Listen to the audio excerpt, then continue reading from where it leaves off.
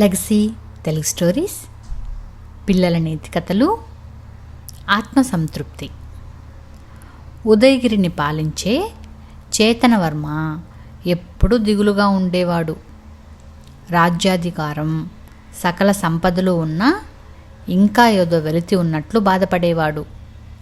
అదే విషయం గురువుగారికి చెప్పి పరిష్కారం కోరాడు.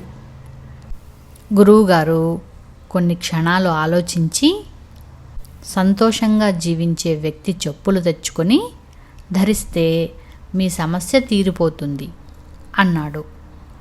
రాజు తన మంత్రిని, ఆస్థానంలో కవులను, సైనికులను, ఇలా అందరినీ మీరంతా సంతోషంగా జీవిస్తున్నారా అని అడిగాడు. ఎవరూ అవును అనలేదు.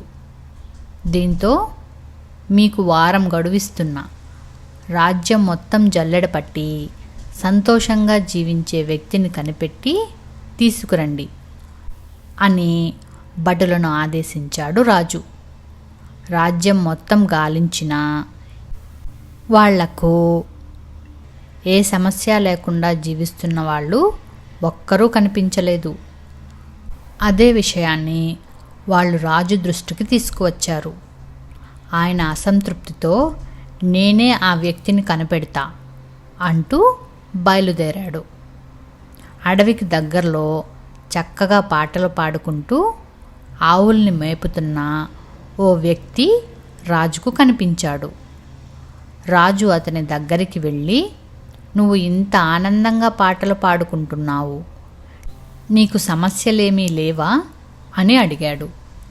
నాకేం, కాళ్ళు చేతులు చక్కగా ఉన్నాయి, తిండికి సరిపడా సంపాదించుకుంటున్నా, హాయిగా పశువుల్ని కాస్తున్నాను, ఇంతకంటే ఇంకేం కావాలి అన్నాడతను. ఆ మాటలు వినగానే తనకి కావలసిన వ్యక్తి దొరికాడని రాజు తెగ సంబరపడ్డాడు. నీకు కావలసినంత డబ్బు ఇస్తాను, నీ చెప్పులు నాకు కావాలి అని అడిగాడు. అయ్యో, నాకసలు చెప్పులే లేవు, మీకెలా ఇవ్వగలను అన్నాడా కాపరి. గురువుగారు చెప్పిన మాటల వెనక ఉద్దేశం చేతనవర్మకు అప్పుడు అర్థమైంది. కనీసం కాళ్లకు చెప్పులు కూడా లేకున్నా ఆ పశువుల కాపరి ఎంతో సంతోషంగా జీవిస్తున్నాడు. దేశాన్ని ఏలే నేను అసంతృప్తిగా ఉండడం సరికాదు. ఉన్న వాటిని వదిలి లేని వాటి కోసం ఆలోచించడమే విచారానికి కారణం అని తెలుసుకున్నాడు. అప్పటి నుంచి ఆనందంగా జీవించసాగాడు.